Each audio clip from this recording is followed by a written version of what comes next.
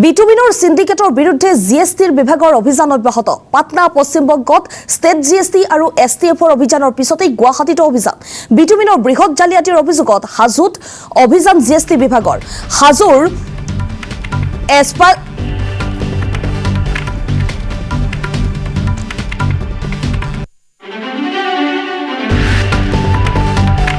চলিছিল অভিযান জিএসটি বিভাগৰ আৰু এছফালমিক্স ইণ্ডিয়া এলএলপি স্বত্বাধিকাৰী অতীশ পোদ্দাৰ, নিক্ষয় চৰাইগী আৰু অভিষেক আগৰৱালক সোধা পোছা গুৱাহাটীৰ এটি ৰোডতো চলিছে জিএসটি বিভাগৰ অভিযান।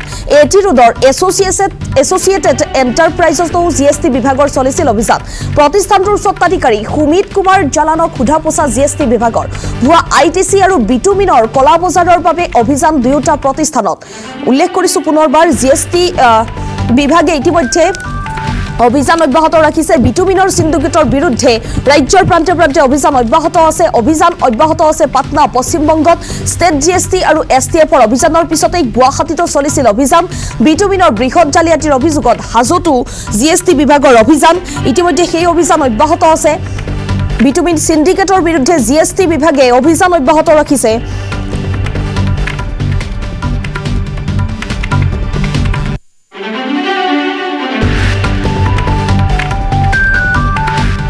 চলিছে জিএসটি বিভাগৰ অভিযান। এটি ৰোডৰ এছ'চিয়েটেড এণ্টাৰপ্ৰাইজতো জিএসটি বিভাগৰ অভিযান চলিছে। সমান্তৰালকৈ ৰাজ্যৰ প্ৰান্তে প্ৰান্তে চলিছে এতিয়া জিএসটি বিভাগৰ অভিযান। সবিশেষ তথ্যৰ বাবে সতীৰ্থ সাংবাদিক মিতুল দাসৰ সৈতে সংযুক্ত হ'ব বিচাৰিছো।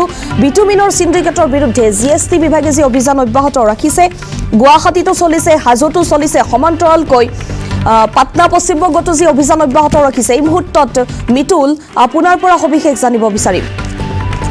নিশ্চিতভাৱে প্ৰথমতে আমি এটা কথা ক'ব লাগিব যে অসমত এতিয়া বিটুমিনৰ এখন কলা বজাৰ বহিছে আৰু সেই কলা বজাৰখনৰ লগত জড়িত আছে অসমৰ বহু নামী দামী ব্যৱসায়, সমান্তৰালকৈ কেইবাজনো ঠিকাদাৰ।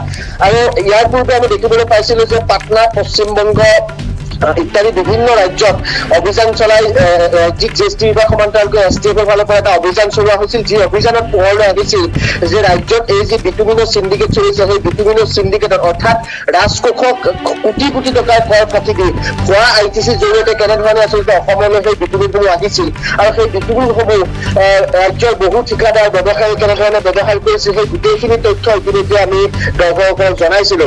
আৰু তাৰ পিছতেই যেতিয়া পাটনা পশ্চিমবংগত অভিযান চলাই 8জনকৈ লোকক যেতিয়া গ্ৰেপ্তাৰ কৰা হৈছিল, সেই 8জন লোকক গ্ৰেপ্তাৰ কৰাৰ পিছতেই আচলতে গোটেই কথাখিনি পোহৰলৈ আহিছিল যে কেনেধৰণে আচলতে ভুৱা আইটিচিৰ জৰিয়তে অসমলৈ কোটি কোটি টকা লুণ্ঠন কৰি ভুৱা আইটিচিৰ জৰিয়তে এইসমূহ বিটুমিন আহিছিল। আৰু সেই তাৰে অভিযান চলাবলৈ গৈ জিএসটি বিভাগে হাজো আৰু সমান্তৰালকৈ গুৱাহাটীৰ এটি ৰোডত এই দুটা স্থানত বিটুমিনৰ বিৰুদ্ধে তেওঁলোকে অভিযান চলাইছিল। আৰু সেই অভিযানখনত যদি আমি ক'বলৈ যাওঁ তেতিয়াহ'লে জালিয়াতিৰ অভিযোগত হাজো আৰু এটি ৰোডত হাজো হৈছে এছফালমিক্স ইণ্ডিয়া এলএলপি আৰু সমান্তৰালকৈ এটি ৰোডত জিএসটি বিভাগৰ অভিযান চলিছে। আৰু এছফালমিক্স ইণ্ডিয়া এলএলপিৰ স্বত্বাধিকাৰী আছিল অতীশ পোদ্দাৰ, নিক্ষয় চৰাইগী আৰু অভিষেক আগৰৱালা। এই তিনিওজন ব্যক্তিকে ইতিমধ্যে সোধা পোছা অব্যাহত ৰখা হৈছে।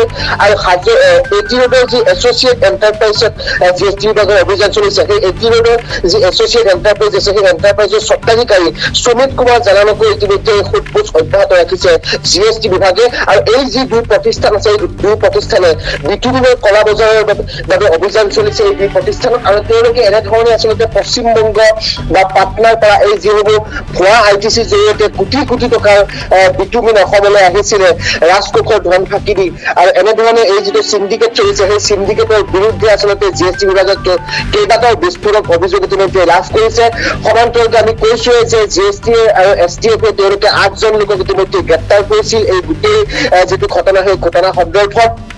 তাৰ পিছতে এই 8জন লোকক যেতিয়া সোধপোছ কৰা হৈছিল, তাৰ পিছতে গোটেই কথাখিনি পোহৰলৈ আহিছিল যে কেনেধৰণে আচলতে অসমলৈ বিটুমিনসমূহ আহিছিল আৰু কেনেধৰণে ভুৱা আইটিচিৰ জৰিয়তে ৰাজকোষক ধন ফাঁকি দি তেওঁলোকে এই যিখন কলা বজাৰ, সেই কলা বজাৰখন অসমত মেলি দিছিল। য'ত আমি ইতিমধ্যে কৈছোৱে যে কেইবাটাও প্ৰতিষ্ঠান, ইতিমধ্যে দুটা প্ৰতিষ্ঠানত তেওঁলোকে সেই যিটো পাটনা আৰু পশ্চিমবংগত 8জনক গ্ৰেপ্তাৰ কৰাৰ পিছত শেহতীয়াকৈ এই দুটা প্ৰতিষ্ঠানত হাজো আৰু এটি ৰোডত তেওঁলোকে অভিযান চলাইছে। পৰৱৰ্তী পৰ্যায়ত আৰু আৰু এনেধৰণৰ বহু প্ৰতিষ্ঠান, বহু ব্যৱসায়ী, বহু ঠিকাদাৰৰ ঘৰত বাসগৃহতো হয়তো অভিযান চলাৰ এটা সম্ভাৱনা দেখিবলৈ পোৱা গৈছে। কাৰণ বিটুমিনৰ এই যিটো চিণ্ডিকেট, য'ত ভুৱা ITCৰ জৰিয়তে কোটি কোটি টকা তেওঁলোকে লুণ্ঠন কৰিবলৈ চেষ্টা কৰিছিল, এই চিণ্ডিকেটৰ লগত বহু এনেধৰণৰ ব্যৱসায়ী, এনেধৰণৰ প্ৰতিষ্ঠান, সমান্তৰালকৈ ঠিকাদাৰো জড়িত হোৱাৰ তথ্য ইতিমধ্যে STF আৰু ৰাজ্যিক GST বিভাগে লাভ কৰিছে। আৰু তাৎক্ষণিকভাৱে তেওঁলোকে ইতিমধ্যে দুটাকৈ প্ৰতিষ্ঠানত তেওঁলোকে অভিযান চলাইছে।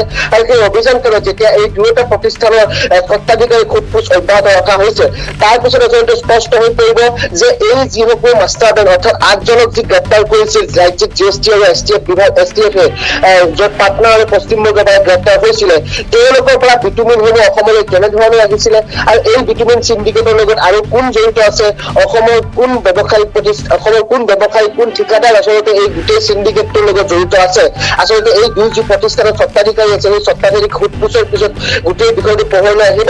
সমান্তৰালকৈ মই এইখিনি মুহূৰ্তত সুৰভি আৰু এটা কথা জনাই থৈছো যে ৰাজ্যিক GST বিভাগে ইতিমধ্যে আমি কৈছো দুটা প্ৰতিষ্ঠানত তেওঁলোকে অভিযান চলাইছে, কিন্তু এয়াই তেওঁলোকৰ শেষ নহব।